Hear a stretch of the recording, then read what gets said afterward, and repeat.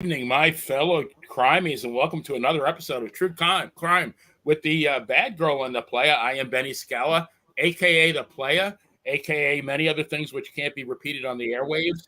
And we got an echo here, which I'll get rid of in 1 second. There we go. Sorry about that technical difficulty. So with me, as always, is my partner, True Crime, the Siren of Situate, the Boston bad girl, the New England Professional Wrestling Hall of Famer, the delightful Brittany Brown. Brittany, how are you? I am doing great. I'm happily living in summer, yet it's only spring in New England. Yeah.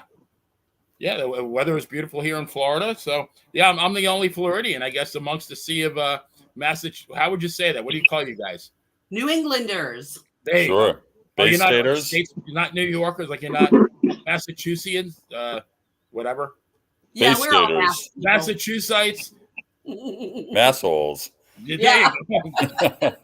Mass confusion. So before I go any further, though, I did want to say thank you to all the men and women who lost their lives fighting for our freedoms, including the right to even do this, something we take for granted every day. But I just want to say thank you to those brave men and women. And I wanted to borrow a phrase from Hubert H. Humphrey. Now, he was the original Triple H. And he frequently used the term "I'm pleased as punch." So I am pleased as punch, certainly pleased as punch, to welcome again the president of Thursday Night, Mr. Phil DeCesare. Phil, how are you? You know, man, I think of that song by the great band Boston. It's been such a long time. It really has. It has been. It's been way too long. And I'm so happy to be back on this occasion to meet Dangerous David Starr, who's joining us tonight, and to talk about this case, which I know for a few of you guys it's become quite an obsession, at least for me. It's oh my God, it's riveting. It's unbelievable. It is, setting new standards. I think in many ways. Absolutely. I don't know whether to thank Brittany or curse her for turning me on to this thing, but I mean, I've been obsessed. But speaking of Dave Starr, and Dave is a graduate of Killer Kowalski's Institute of Wrestling. Dave, how are you?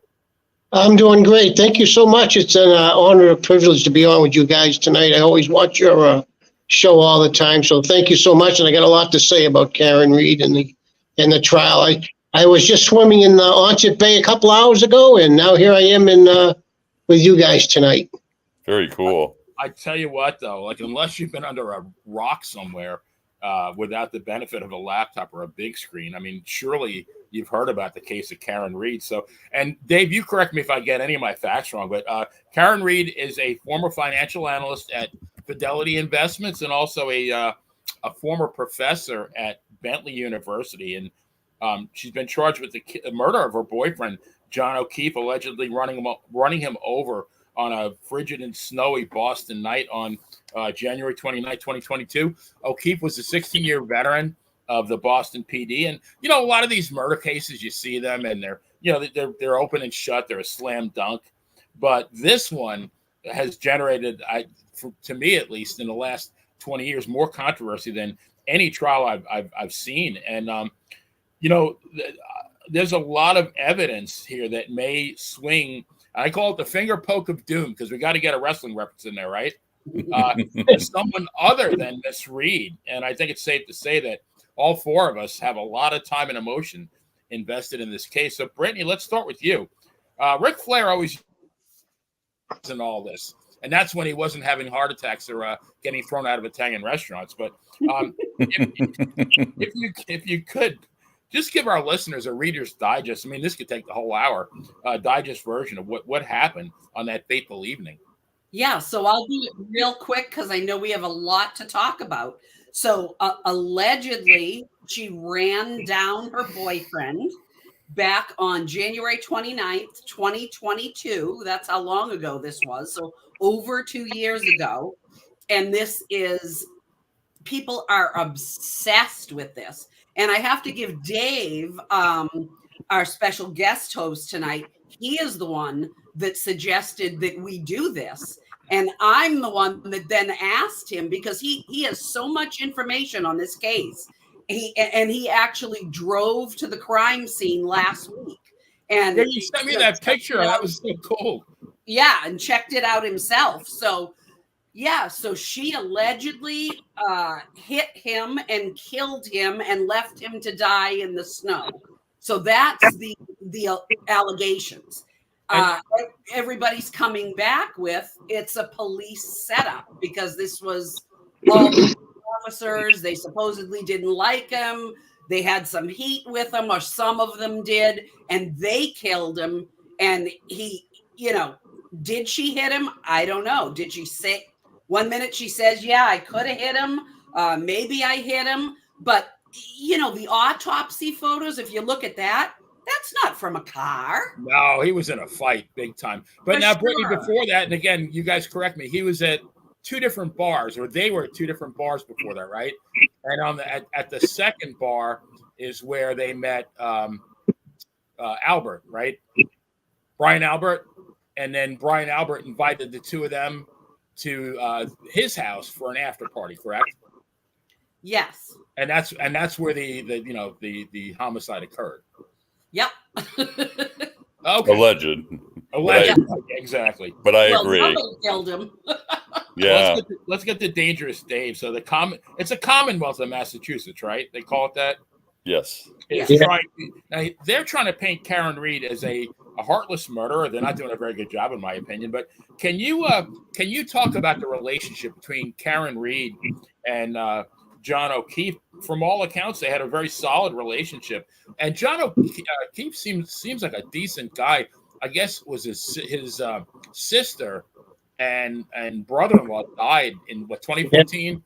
Within a couple of months of each other, and they had two young children that he adopted and has been raising as his own. Pretty solid guy, right?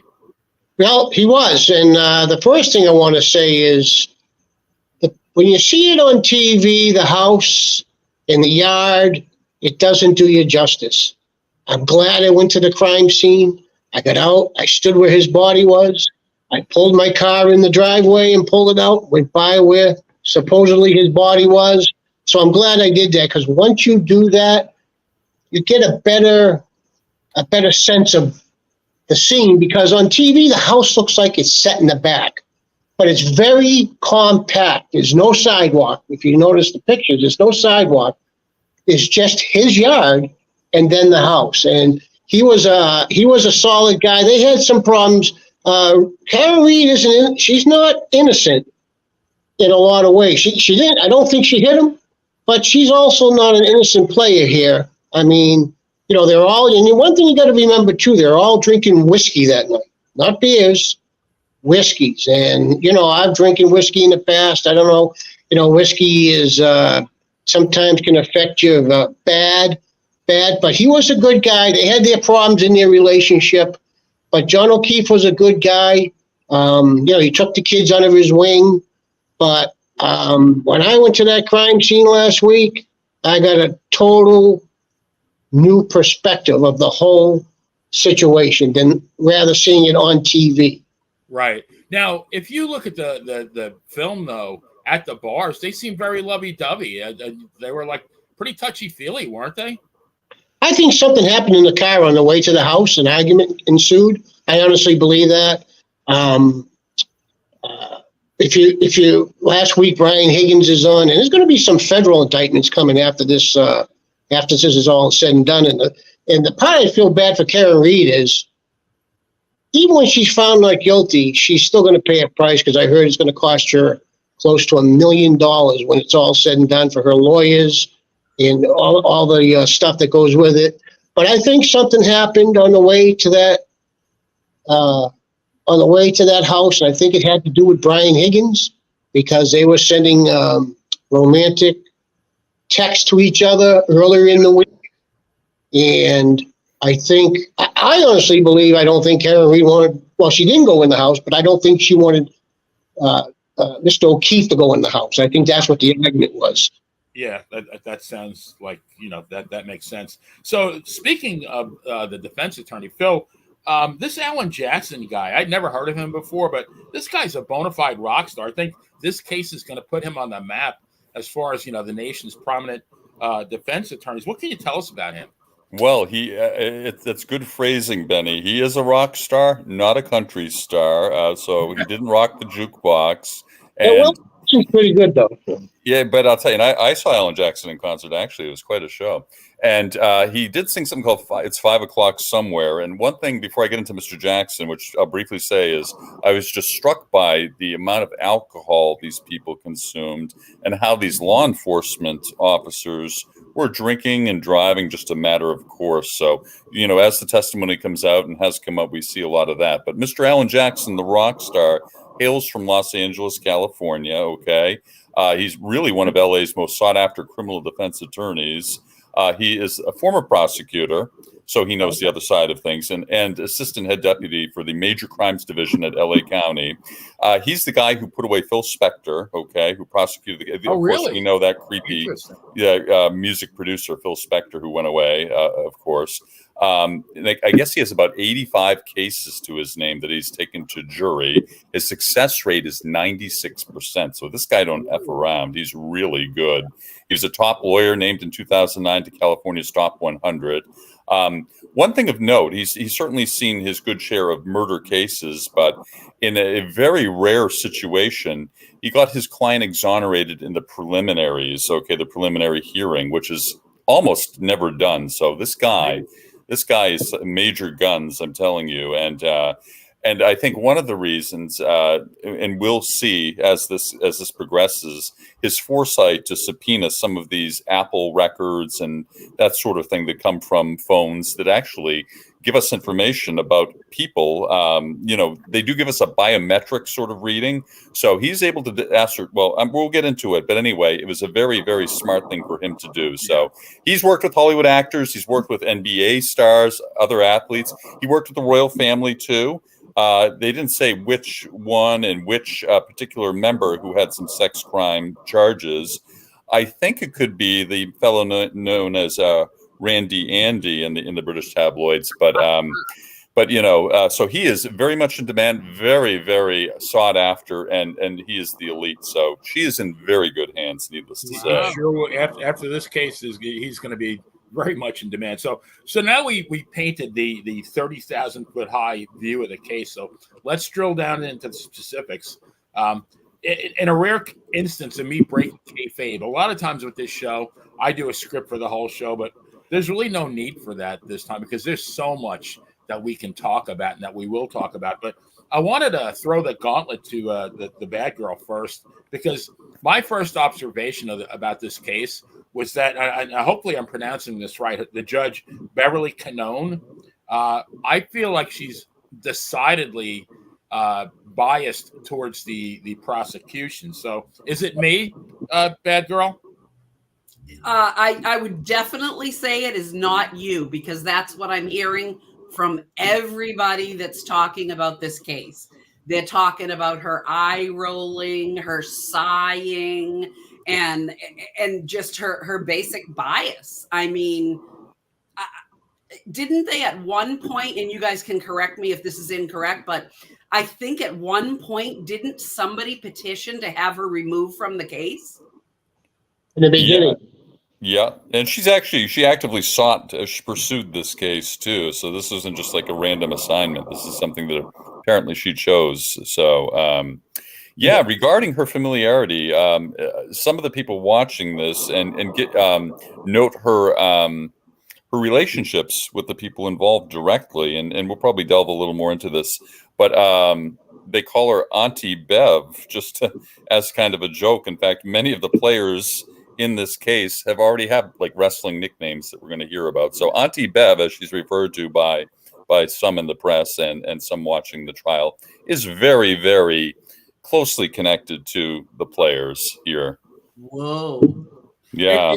It almost seems like when Jackson tries to do something, it's almost like she's trying to tolerate him, and it seems very difficult for her. Again, just my observation. She seems to have sustained every the prosecution. She would sustain every objection that they had. I mean, I don't know, like at a 99% rate. So she let very little really into the record so far, or at least that's my observation. It seems like everything she's sustaining for the prosecution. Dave, you're shaking your head. You must agree. Yeah, he's right. But Phil made a good point earlier too, which really pisses me off. Is you get all these cops out there drinking whiskey and drinking and driving, but yet they go on there and punch the time clock, and they're out there arresting people that are drinking and driving. So that goes to show you their character too. That shows me a little bit of their character. But I also believe the judge in this case was also the judge in the Chesney case in Weymouth, where the cop was shot and killed, and she was presided over that, and she did a mistrial, I think maybe once or twice in that case. I heard the same thing. Yeah, but that was a good point Phil made. I just wanted to reiterate that, about the driving. Here's another point of connection, David, and you guys. Judge Cannon's brother is a lawyer who defended Brian Albert. This is the police officer in whose home the death occurred. Right. His brother on a drunk driving charge in 1994, where he killed somebody, ended up spending, I think, only a month in jail or thereabouts. And now she's overseeing a case, and this has some connection points, as we'll see in actually more testimony that's going to unfold this week.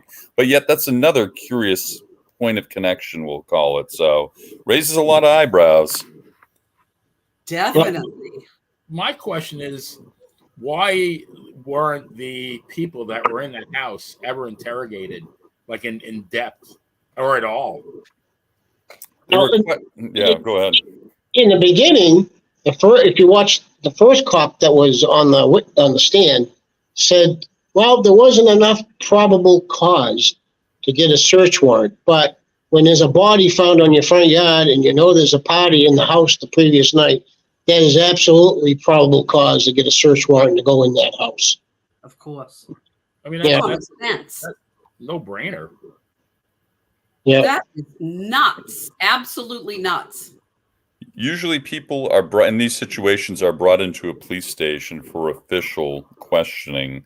Apparently they were talked to at home while sitting on their couch, what I would characterize as a very familiar environment, and not at all within the protocols of investigation. No crime scene investigators were called. Like, in other words, no crime unit from the state was called in to try and get, maybe there were fibers on the body, to do a crime scene investigation. None of them were even called to look at the body, see if there was anything on the body, dog hairs, carpet hairs, nothing. They just took the body. It was never even called.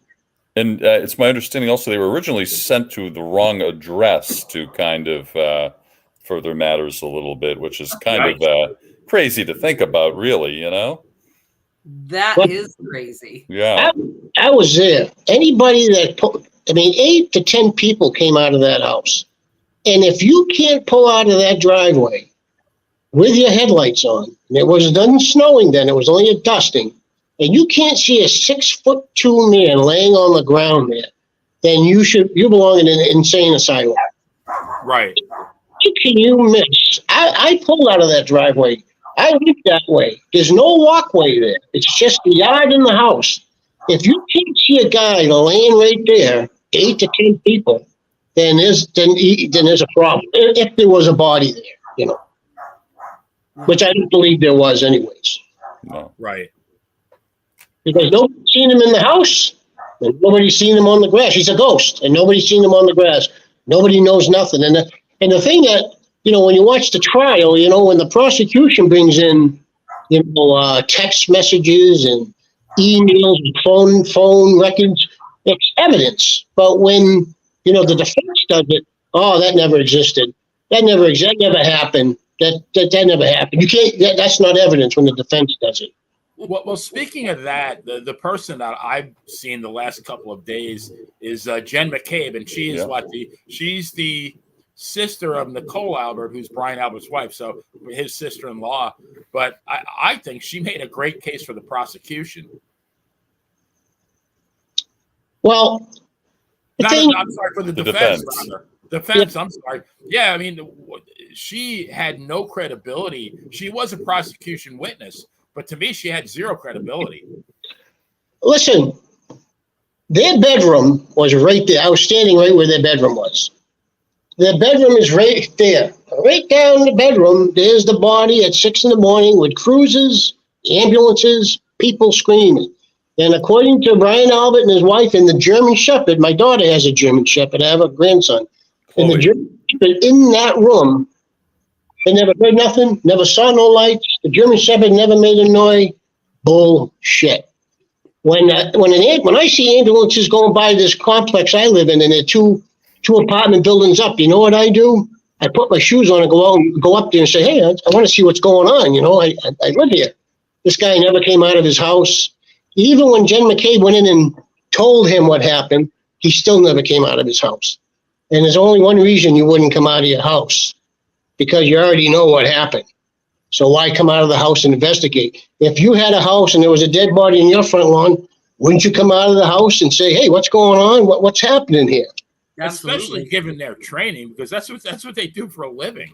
Unless you already know what happened, and there's no use to go inside the house. Now, there's one specific thing that I don't know, like what happened, but with this, but when they did the internet search in the house, and somebody, I guess it was twice at around 6:30 about, or maybe it was on her phone, McCabe's, about how long it would take a body to freeze. But then apparently Jackson was saying that same search was done at 2:30 in the morning. Yeah. And if that's true, I mean, doesn't that really kind of, clinch it for the defense right there? Definitely. Yeah, according to the timetable, it certainly does. And beyond that, crazy Google search is the fact that Jen McCabe called Brian's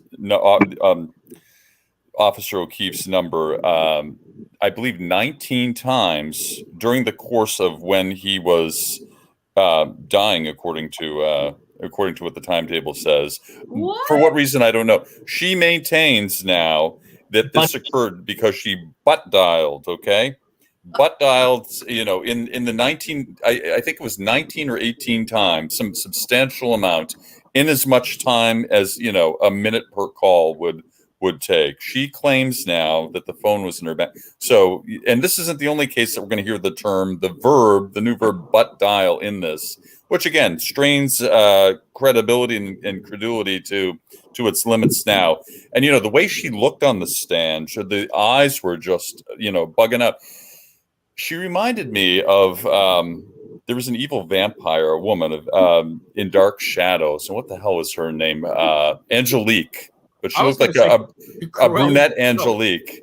But that's the first thing I thought of, who was always scheming and just had that wild look. And, not to characterize her credibility any more than she has, but she did make a very, very strong case for the defense just in that testimony there. Yeah. Wow. Well, how do you, I've butt dialed people many times, but never more than once. Yeah, once, maybe twice. Right. As long as I've had a cell phone, which is decades, I've done it one time. That's impressive. One, yeah, and it actually wasn't even a butt dial. It wasn't even in your pocket, right? It was. I was holding it. I had my thumb on it, and I put it down in the cup holder in my car, and didn't realize. Right. If I'm carrying a package in and I have my phone in my hand, I'm like, but it's always once. It's never. That's impossible. It is absolutely. Now, what do you think the reason for that was? Just to locate his phone, to create the illusion, maybe to check on his wellness, but also maybe to create the illusion that she didn't know where he might be, that he was maybe missing, and just to kind of set the scene. We're gonna see a lot of this sort of curious behavior that seems to be very, very orchestrated, towards other ends. So I think it was just to create the illusion that she might have been looking for him, and maybe in reality she was just trying to ascertain if he was still alive, going to answer the phone, because she was upstairs sleeping. Remember? So yeah. Well, she was butt dialing. Oh, she was butt dialing. Yeah. And then how about the fact that the guy McCabe's watch, or O'Keefe's watch actually indicated that he went up 3 flights of stairs. Yes. I think that's significant. It's huge, and what they theorize potentially, or what the defense I think is theorizing, is that the dog was involved in a chase as well, in chasing Officer O'Keefe up the stairs too. German Shepherds, especially trained German Shepherds, are trained to attack when their master is, under duress or when ordered by the master. Right. And they typically will attack the arm and bite the forearm, Right. which is interesting because Officer O'Keefe's forearm particularly was marked seemingly with contusions and bites and things Yes. that would come from only a canine, really. So, and again, the biometrics that the Apple records and so on kind of reflect is that there was a struggle, obviously, and also I think it located him inside the house, which they maintained. He never really breached the entrance of the house. So, Well, they said they didn't find any dog DNA, but what they found was pig DNA. Yeah. And that's significant because pig, they're explaining it, but the pig is in the food. The pig ingredient is in the food that dogs eat. Dogs. So that could be the why they found pig DNA inside the wounds. Wow, man, that's interesting. But like when you watch these videos of police dogs like training, and then their trainers have those huge like pads on their arms. Yeah. It seems like they're always going right for that one spot. Yep. And that seemed like exactly where he had all the puncture marks. Exactly. Yeah.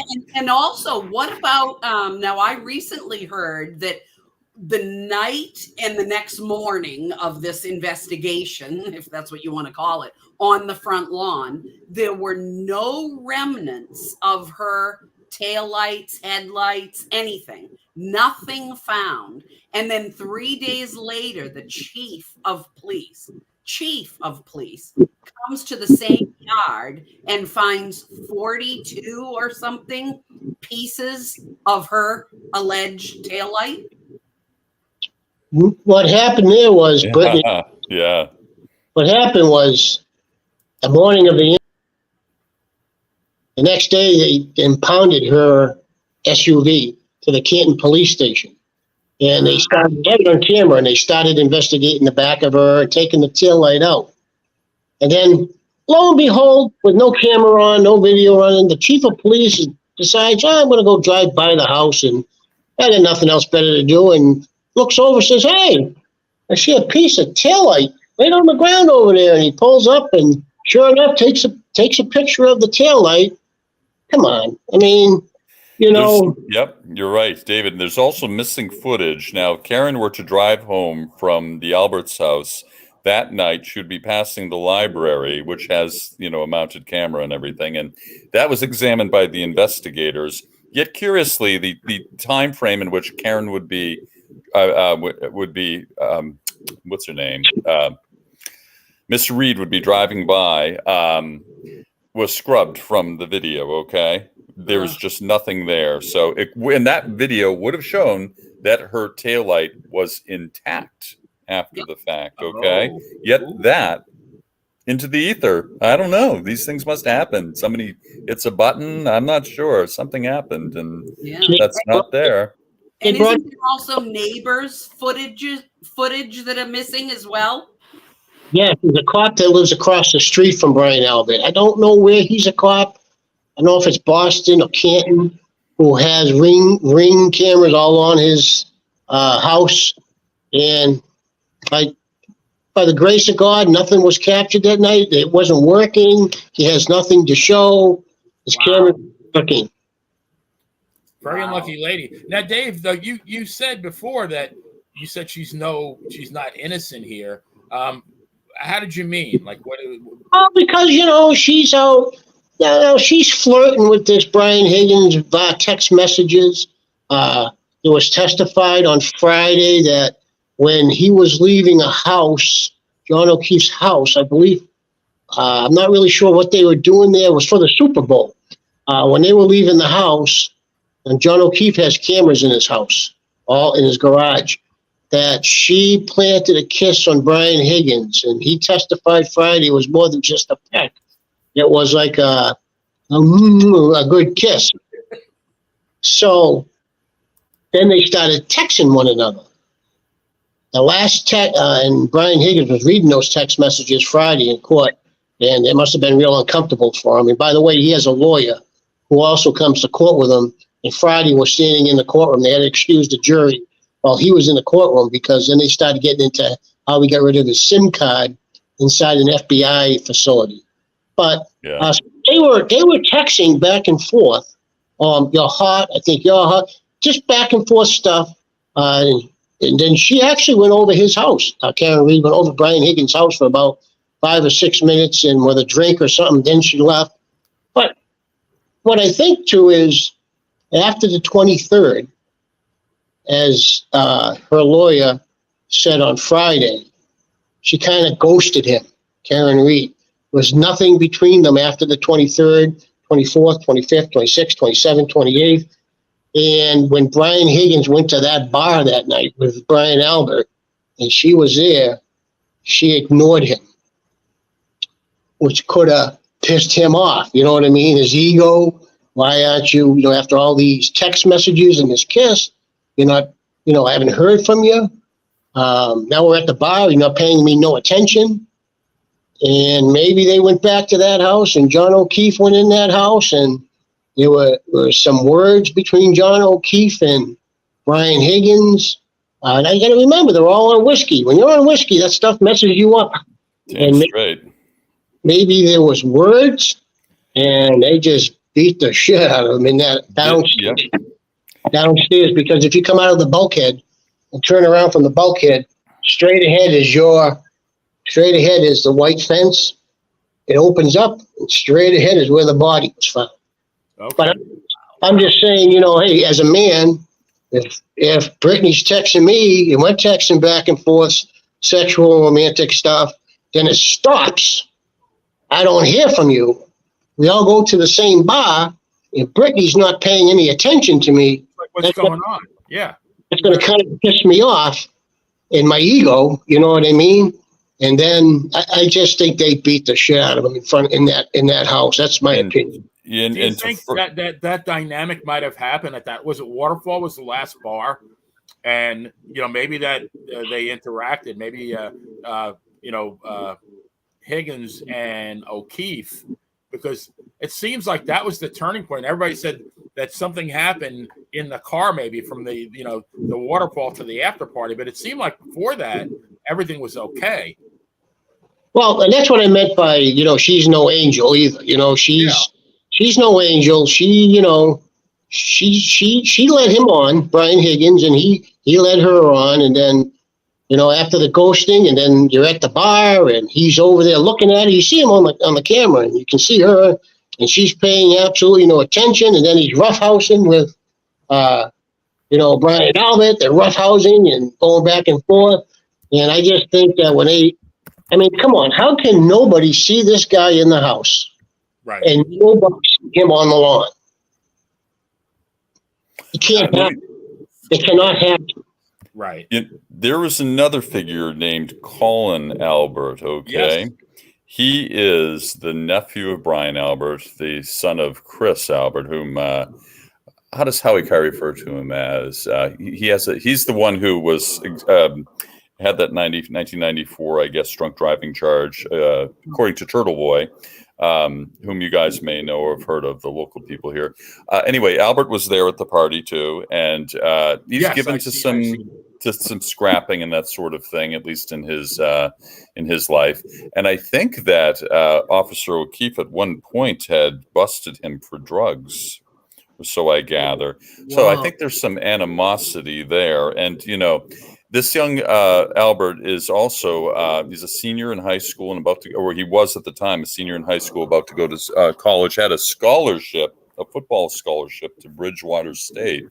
And just his being there, or anyone admitting to his being there in the situation, might have caused some issue with that scholarship, and not to mention any potential involvement in any crime. But there was some heat there, to use the wrestling parlance, between him and Officer O'Keefe, for sure. Some speculate that there might have been some sort of fight between them, and then someone struck Officer O'Keefe from behind, and which is where one of his wounds occurred.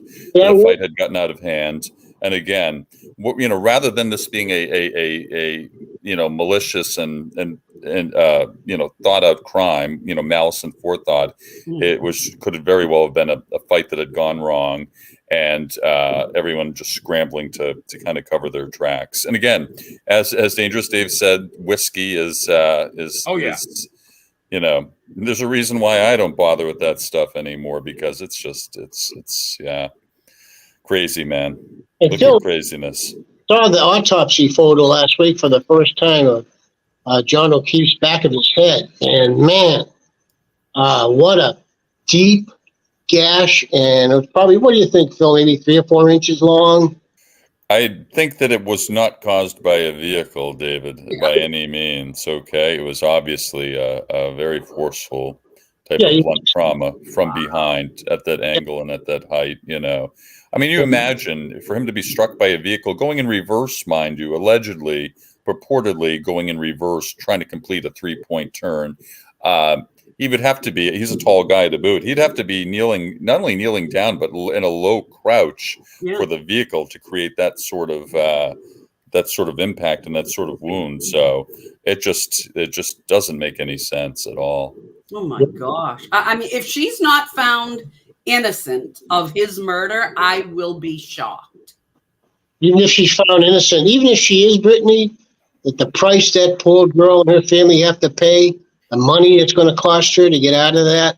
But we haven't even got to Proctor, the state police inspector, that police guy that came on the scene and was going through her phone without a warrant, texting and trying to look for nude photos for her, laughing with his friends, texting.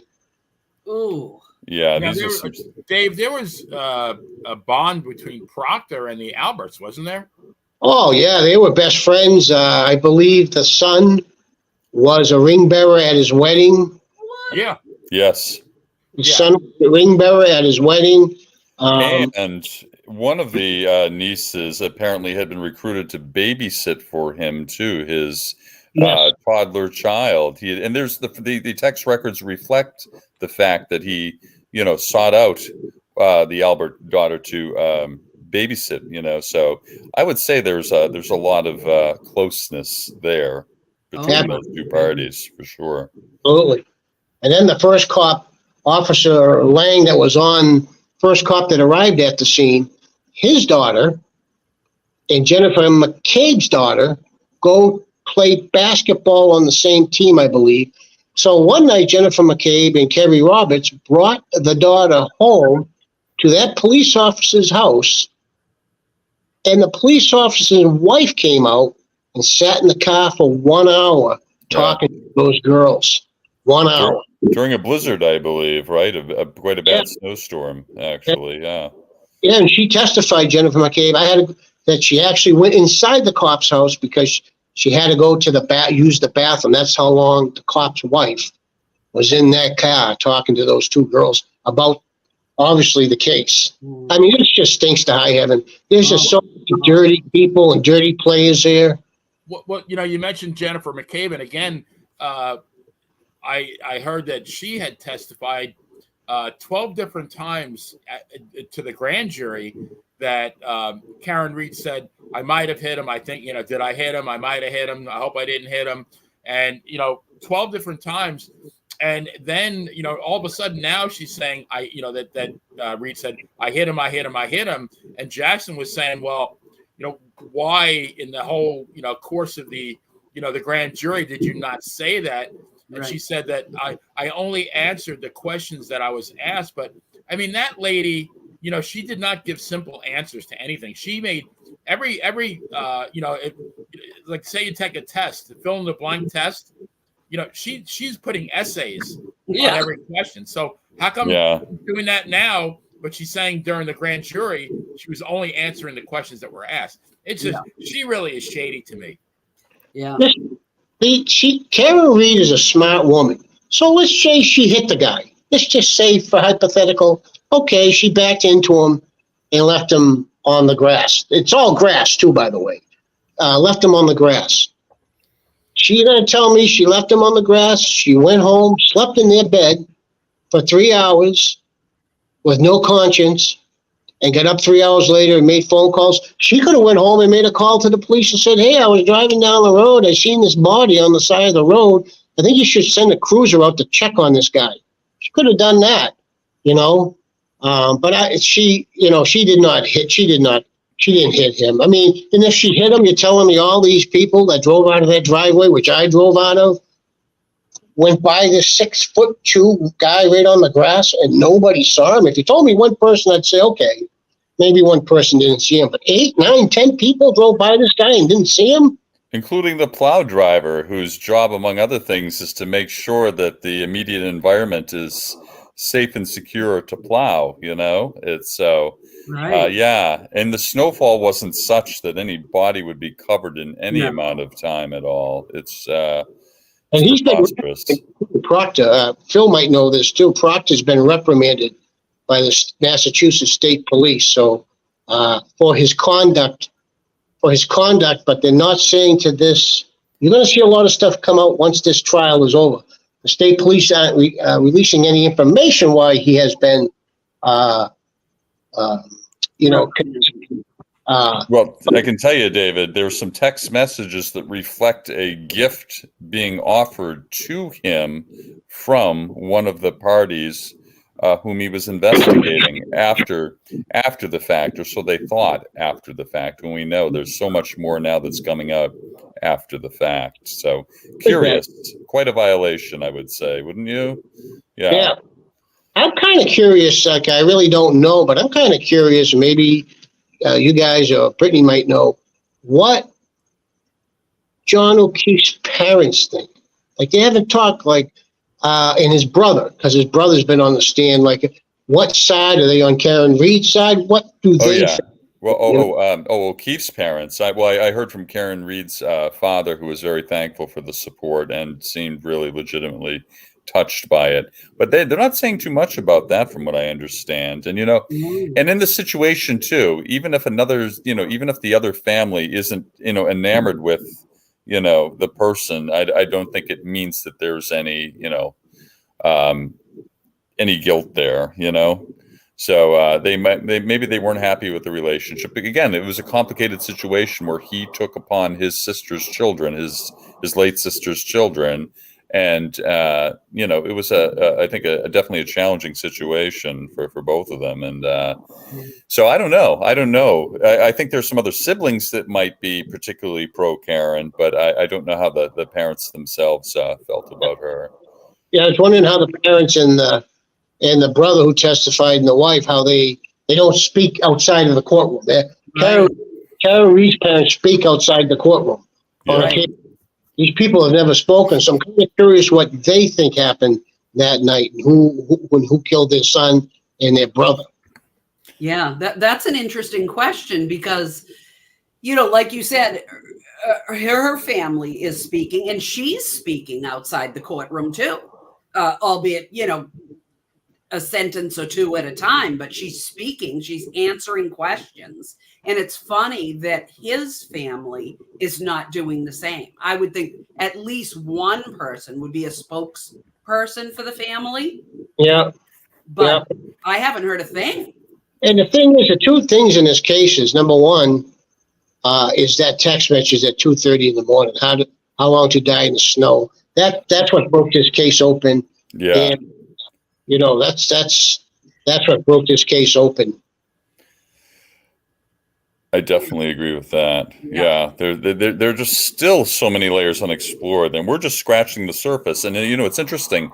We wouldn't be at this point already if it wasn't for, and I'm going to use this term because I don't know that this person uses it, and we see more of this now, citizen journalists, people who maybe weren't employed as a journalist, by trade or necessarily had gone to school, but now in this age of information and connection, this guy his nickname is Turtle Boy. Aidan Carney is his given name. He's out of Worcester or Holden, or he's a Worcester guy, so I like him already on that. He served 2 months in jail, for investigating or borderline harassing some of the people involved.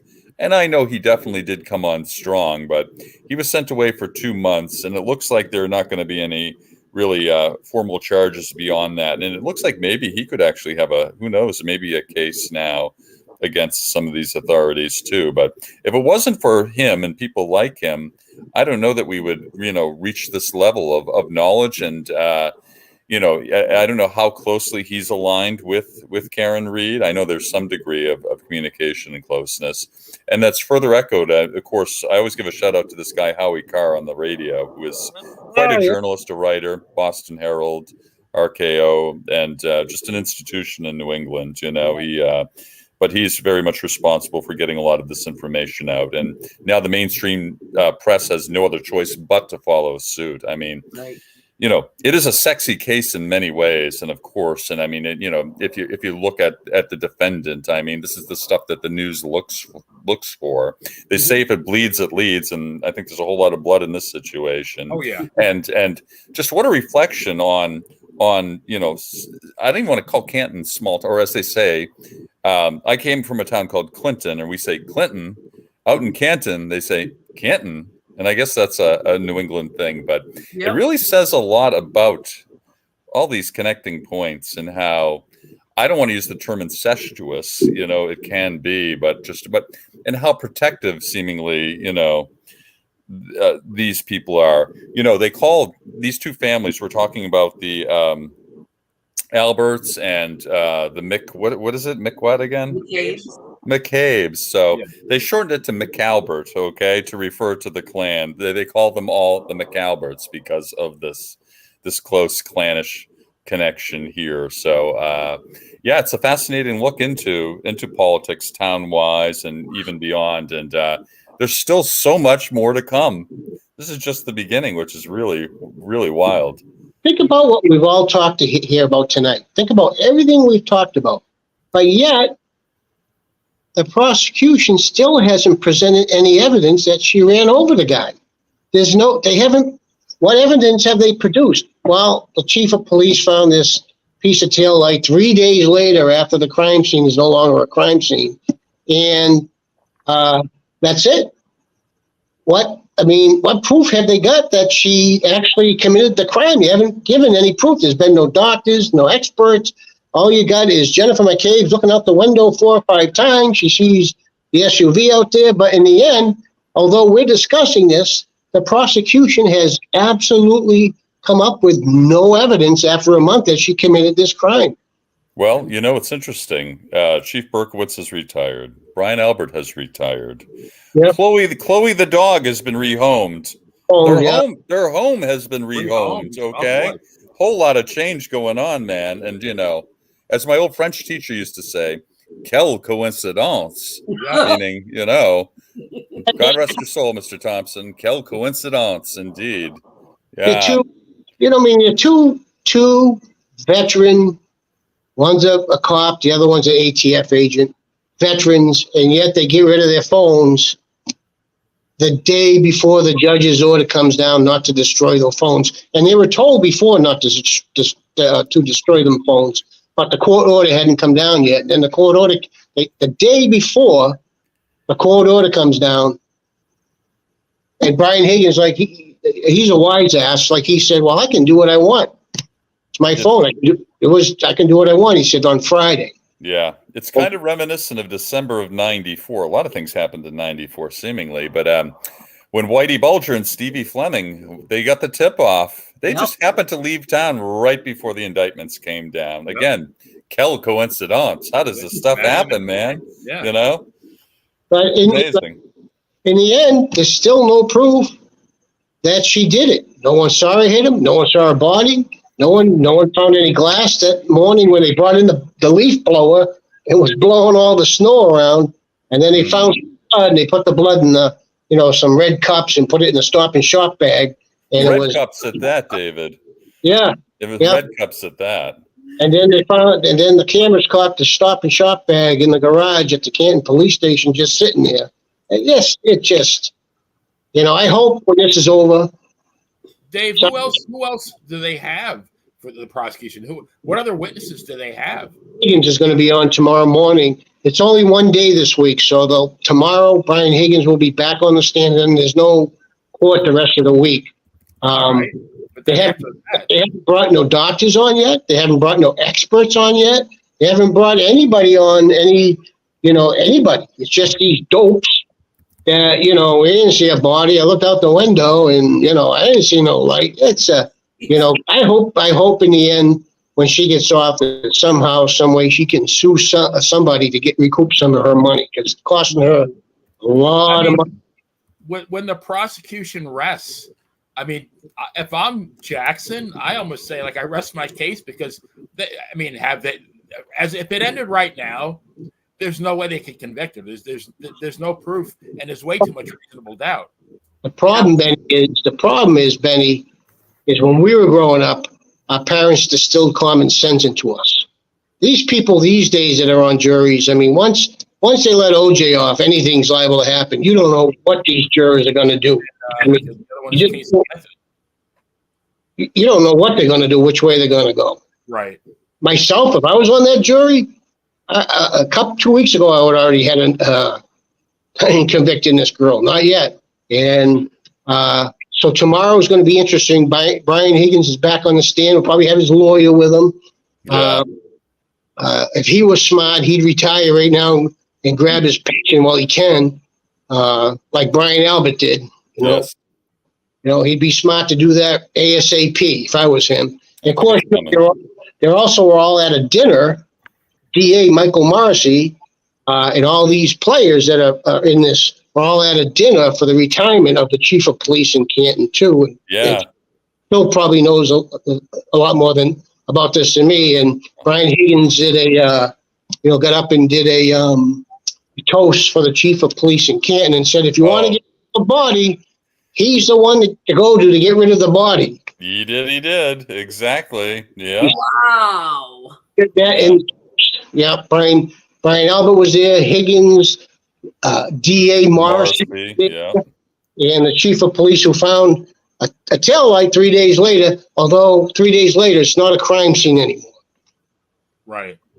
I don't want to besmirch all these people, all these very significant players in law enforcement, but Howie, as in Carr, has some cute nicknames for all of them, so I certainly won't repeat them here. But my late father was a police officer for decades, so it really kind of bothers me whenever I see people, in uniform acting or potentially acting in ways that are, they could tarnish everything. So, yeah, I get no delight in talking about the sins of illegal activities of these people at all.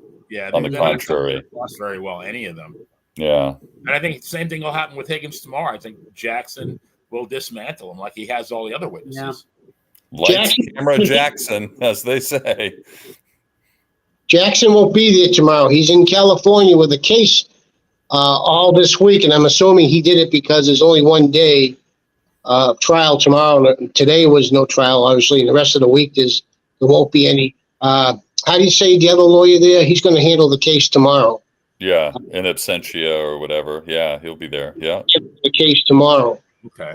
Jackson won't be there. But we don't have much time left, so in the end, I'm just going to say, I just think he walked in that house, and like Phil said before, with the son, and I think he was ghosted. I think he had feelings for Karen Reed, Brian Higgins. And I think something happened with everybody on whiskey.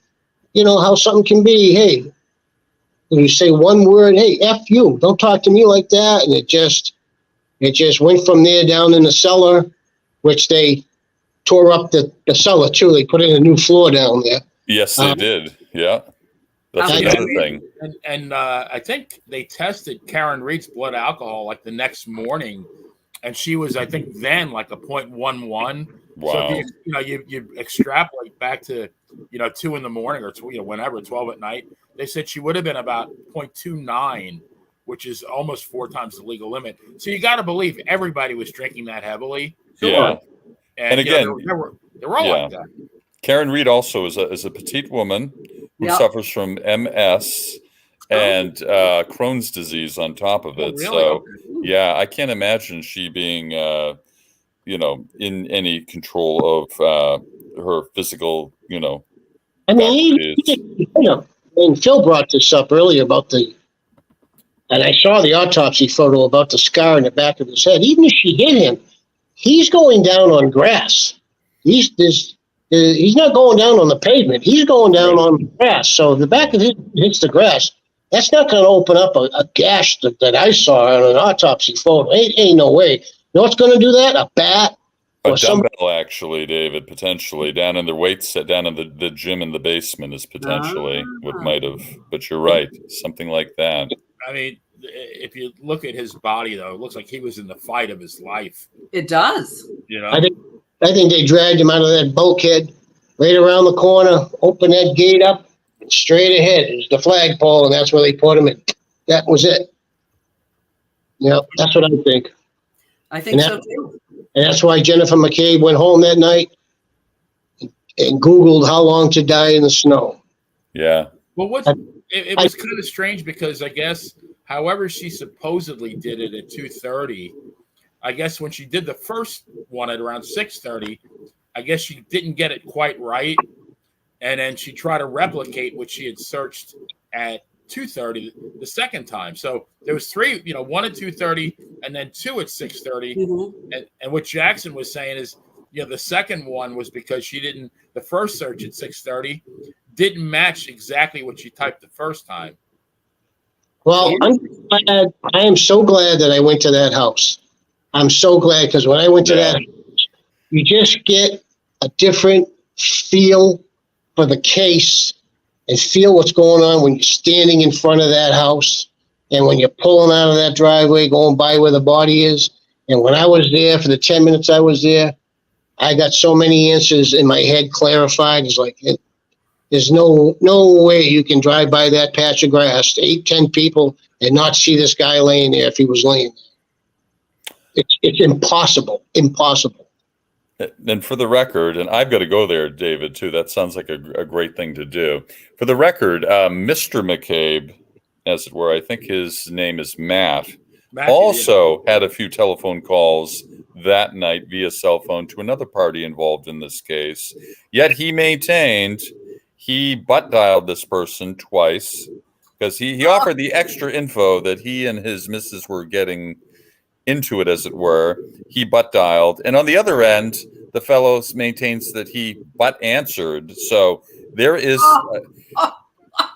I'm ready to play the lottery here with all this crazy statistical anomaly stuff. But this is ands or buts. Actually, a lot of butts. Yeah, there you go. Conjunction junction. What's your function? Right. Yeah. The butt dial, I think. The thing is, today a telephone is just as good as DNA today. Just as. Well, in your case, David, and in Brittany's, telephone, telegraph, telewrestler, right? Yeah.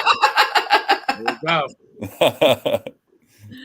Yeah, no kidding. I mean, this just sounds like, and forgive me for putting them all into one bucket, but a whole bunch of liars in one family, a whole bunch of police corruption in one department. That's what it sounds like. Yeah, but you put that together with a bottle of whiskey. Power drinkers, yeah. This reminds me of my cousin Vinny when the two kids first get arrested. Yeah. Ralph Macchio says, "You know how it," or no, the other kid, Stanley Rothenstein, he goes, "You know how it is. They all sleep with each other down here." Right in front of the cops. It just reminds me like this huge web of like relationships between all these people. Incestuous again, as I mentioned. Yes. Right. Like all the intertwining, this person was a lawyer for his brother and with a DUI in the 90s, and they're calling the judge on Bev. And I mean, what the hell? You haven't even got into all the group texting that they did. Yes. Right. And we never even got into that. All the group. We're going to need a part 2 and then some, guys. I reckon. Kidding. And we really will. We will, because I think this is going to get, like you guys all said earlier, more interesting. More shit's going to come out. More lies. More corruption. more everything. So I think we're going to need a part 2 and a part 3. I want to. I want to 1 see. hour to a finish, like with the 1 hour time limit. This is a no time limit. I want to see. I want to see some doctors, some experts on. I'm sick of hearing about witnesses now. I want to hear the experts now on there. That's what I want to hear. Sadly, the great forensic pathologist, Dr. Michael Baden passed away just a few months ago. He was in his 90s, but he was an amazing guy who could really, really discern a lot. So if you ever want to, read about someone very talented, he was the guy. You know who else passed away? The great Bill Walton. I saw, God rest his soul, God. 86 so Celtics, sad. baby. I love Bill. Yeah, I loved him. Yeah, the greatest six man. Did you know he took Robert Parrish, Danny Ainge, Kevin McHale, and of course Larry Bird to the then Worcester Centrum to watch the Grateful Dead? That must have been quite a sight. They all were in Worcester to watch the Dead, and Yeah. Imagine having to seat next to them. I know that Parrish probably joined Bill in some more festivities than the others. Maybe Larry did too, but I think Ainge, being a BYU guy, probably abstained. But I'm sure it was a great show. I anyway. don't know. Ken Patera was a BU guy too. That's true. Yeah, he was, and Lord knows he. Hope there was whiskey that night. Yeah. Other W words, I think too. Yeah. He had one of the greatest college games. I think it was against Memphis State one of the years in the finals. Yeah. I think he was like 22 of 23. They just couldn't stop him. You say I think they lost 4 games in his whole 4 years there. Wow. He didn't want to cop to being as tall as he was, kind of like Wilt Chamberlain, who was a lot taller than people thought, He swore he was not over 7'1", and Walton swore he was never 7 foot. He was under, but he was probably 6'11.999 or even over that, he was didn't want to be known for the height factor. And do you remember him with the headband and when he had the beard and the hair? He looked like a giant wolf man or something. For Portland, right? Yes, he looked like a giant wolf man. How intimidating, huh? With the beard and the he was just way ahead of his time. Absolutely. Yep. I remember when they were getting ready to do the New England Sports Museum in its infancy, and Walter Kowalski would have shows to raise money for the New England Sports Museum. And I went there one time, and I got to meet, these guys are huge, Tommy Heinsohn. Yeah. Because they were also there trying to raise money, Sure. For the Sports Museum. And the height of these guys is just incredible. Absolutely. Yeah, that's a shame. I saw that earlier on Yahoo. I was shocked. Like, oh man, only 71. One of my favorite basketball players of all time. What a great personality the guy had. And he would always spend time with fans. It's been stated he would spend a lot of time with his fans and really connect. And so I definitely respect him and even his more. Relationship with John Wooden was like a father-son. Yeah. Well, he got arrested for protesting the Vietnam War, and he went. The coach there went and got him out, bailed him out. That's pretty cool. Yeah. Wow. Great college career. Then once he got to the pros, I think he had that one MVP season, but after that he couldn't stay healthy. Injuries. Yeah. I don't think he played more than 50 games a year, like for the last 7 or 8 years. I know he missed entire seasons. Yeah. Wow. But he tasted the gold with the Celtics in '86, and we're forever happy for that. Sure did. Best 6 men coming off the bench that year. Sometimes the B team would beat the A team in practice a lot of the time. They had such depth back then, They would often beat the A team in practice. Yeah. Well, I think we do need a part 2 here. Sure. I love this. This case ain't going nowhere. Maybe even a part 3, like the aftermath, like once it's wrapped up. But I did a lot of watching of this case to prep for this podcast, but I'm not going to stop now. I'm too much into it. Hey, I went to the residence. That's all. If Phil wants to go, he can come pick me up. I'll go with him. I'm so obsessed with this case. I said, you know what? Last week I said I gotta go. I gotta go to this place, and that's so cool. I put it in PS, and I went there, and I'll tell you, once you're there, you get a whole different perspective of because the house on TV looks like it's set in the back, and it's just a whole different perspective. Yeah.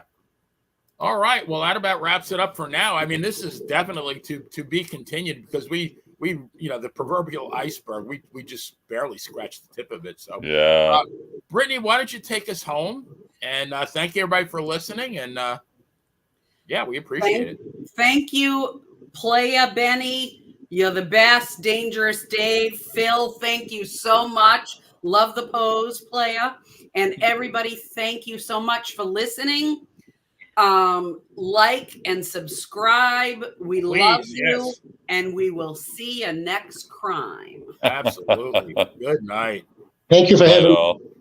Thank you. And we're out. Awesome, guys. Thank you. I apologize if I get too excited about this, but just watching, all of it and just absorbing it all, it's just been wild. Yeah. I'm telling you. Now I want to go to the house. Yeah, you guys should go to the house. Yeah. I told you to stay with me. You didn't want to go. Make that part of part 2. Pick me up and go with me. We're going to have to now. Yeah. I want to take my psychic friend there and see what he sees. That would be cool. Was that the guy that was on the Monty show? Yes. Yeah. He was. I love that guy. He's awesome. Gary McKinstry. Oh my God, I love that guy. He's good. He's good. Yeah. Well spoken. He is. He's a good soul. I've known him for 20 some odd years. He's good friends. Psychic, and you think of Miss Cleo or Dio. Yeah. Oh, it's Sylvia. All that. Yeah. No, he's the real deal. He's good friends with Aaron Stevens, who was Damien Mizdow or Damien Sandow in WWE. They're good friends too. Kowalski's. Yeah, Damien is. Yeah. Aaron worked for me when he was 16 years old. Yeah. So I don't know Aaron. I haven't met him, but I did a little time at Walters myself. And, of course, I know Gary. And I know another friend of Aaron's, but I've yet to meet Aaron himself. So maybe someday, Now, which Gary? Who's the Gary that you know? His name is Gary McKinstry. He used to be a Massachusetts guy, and he and his wife moved up to Maine just a few years ago. He does a lot of stuff. He's helped solve crimes. He's helped locate not only children, but seniors who have wandered out of facilities. He's really good. And he gave Monty the winning lottery number when he was on the show for real. And Monty won a couple of K off of that deal. No way. Yeah. I'm into it. To meet this guy. Yeah, I know, right? we all do. I tell you. Yeah. We all do. Give him our phone numbers. Give us the numbers. It's a long way till Friday, Gary. Can you help me out? I think Powerball's what, 470 or something tomorrow? I'm going to play then for sure. I don't know whether it's Mega Millions or Powerball, but one of them's in the fours. I think you're right, Brittany. I think it actually is Mega Millions. Yeah, I think so. Yeah. Yes. Yeah, we're gonna give Gary a call. We should. It's funny how nobody really cares when it's only 70 million. I know. But by God, once it's 400 million, now we get interested, right? Yeah. I play those 50-50s, man, at the ball games all the time. Love it. Great. I think we all have to sign off here because I think we're all right. Yep. All right. Thank you guys. Thank you. It's great to see all you guys again and to do this. I've missed this. Yeah, let's do this. Yeah, I'll schedule the follow up in a couple of weeks, maybe 2 or 3 weeks. Yeah, we'll have a lot to talk about, I'm sure. Yes, absolutely. Please have me on, and hopefully by then I'll bring Brittany by the